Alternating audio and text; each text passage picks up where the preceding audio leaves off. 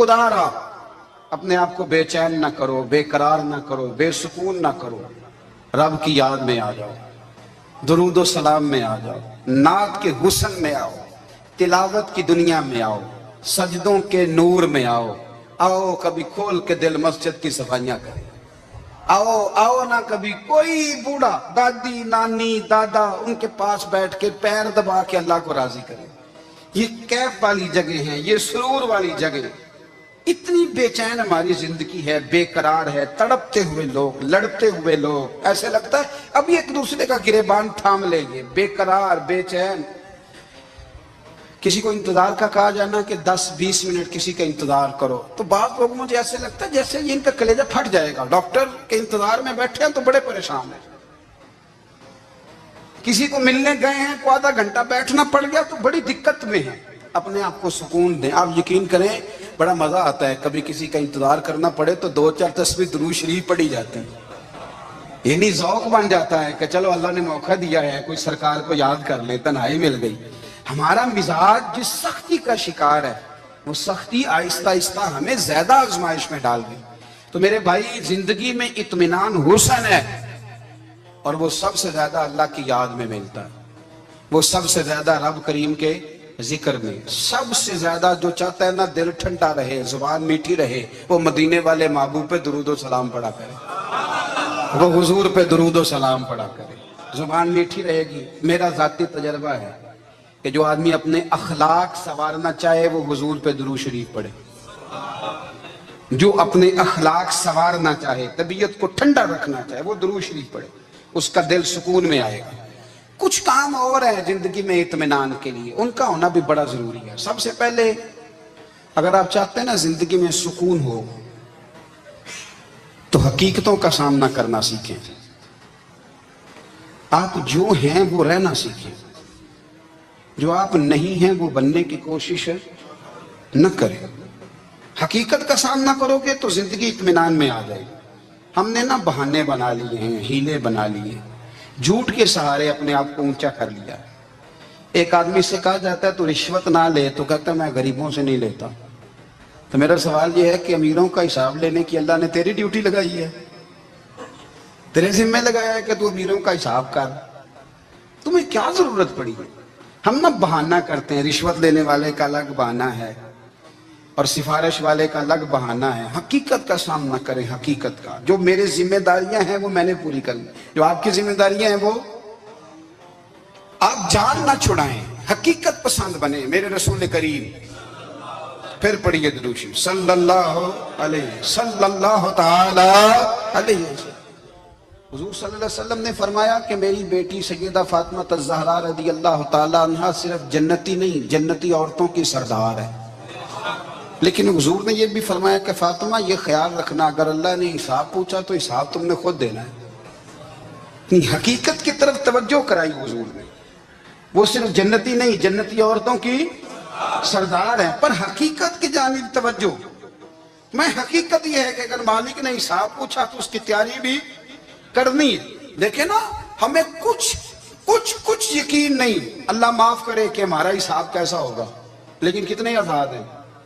یعنی بڑی دلیری سے بندے کہتے ہیں فجر نہیں پڑھتا جی، 3 پڑھتا ہوں جی، شاہ رہ جاتی ہے جی، کپڑے صاحب، بڑی دلیری سے۔ اور سیدہ فاطمہ الزہرا نے ساری رات مصلی باز رکھا ہے، حالانکہ انہیں یقین تھا کہ رب مجھے بغیر حساب کتاب جنت دے گا۔ حقیقت کا سامنا کریں، جو حقوق آپ کے ہیں وہ آپ نے ادا کرنے، جو ذمہ داریاں ہیں وہ ذمہ داریاں ہیں۔ دیکھیں نا، حضرت موسیٰ کلیم اللہ علیہ السلام کے بعد اسرائیل روح نکالنے آئے تو حضرت موسیٰ نے تھپڑ مارا، آنکھ نکال دی، واپس گئے۔ اللہ انہوں نے تو جلال فرمایا ہے، کہا موسیٰ علیہ السلام سے کہیے بیل کی پشت پر ہاتھ رکھیں، جتنے بال ان کے دست مبارک کے نیچے آئیں گے اتنے 1000 سال ان کی عمر بڑھا دی جائے گی۔ یعنی میرے کان میں کوئی بتا دے کہ جناب 60 سال بڑھ گئی، یا آپ کے کان میں کوئی کہہ دے تو خوشی ہوتی ہے کہ نہیں؟ لیکن یہ حقیقت پسندی نہیں، اس لیے کہ 60 بھی گزر جائیں گے، 70 بھی، یہ حقیقت نہیں۔ حضرت موسیٰ کلیم، چلے میں مثال دیتا ہوں، سمجھ لے 10 بال، حالانکہ بہت زیادہ آتے ہوں گے، 10 بال اگر حضرت موسیٰ کے ہاتھ کے نیچے آئے تو 10,000 سال تو عمر بڑھ گئی نا۔ 10 یعنی 10 سال نہیں، 10 100 نہیں، 10 بہت زیادہ تھی نا.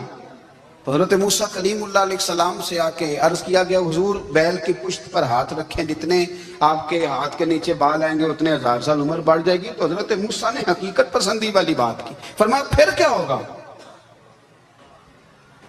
10,000 سال کے بعد پھر کیا ہوگا؟ کہ حضور جانا تو پھر بھی ہے. فرمایا پھر ابھی چلتے ہیں.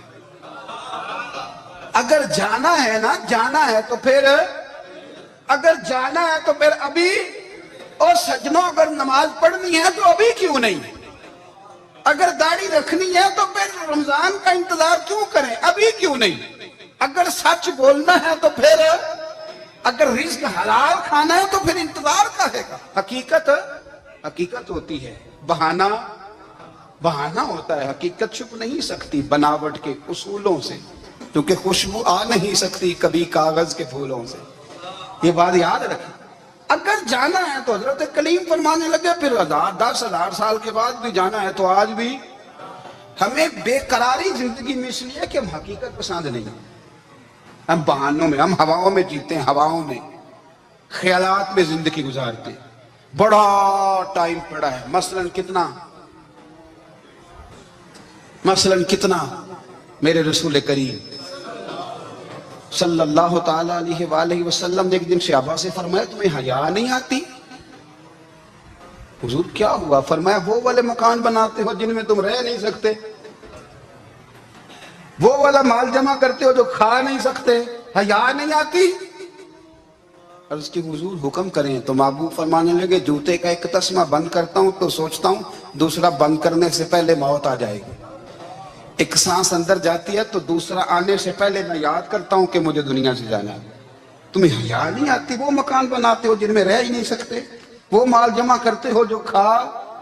حقیقت پسند نہیں بھائی. ہم بہت سارے لوگ ہیں بڑی باتیں سناتے ہیں، بڑی. میں کہتا ہوں اصل میں نا زیادہ باتیں سنا کے نا بیچارہ اپنے آپ کو مطمئن کرنا چاہتا ہے. اصل بات یہ ہے کہ اندر سے نا ہلا ہوا ہے، کچھ بھی نہیں. بڑا زیادہ ہنستا ہے، مجھے لگتا ہے کہ کوئی گہرا زخم چھپا رہا.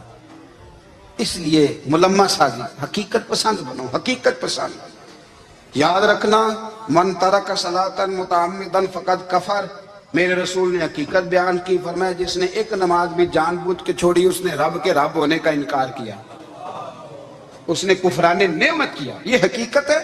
کوئی کلیریفیکیشن نہیں، کوئی وضاحت نہیں جو نماز نہیں پڑھتا.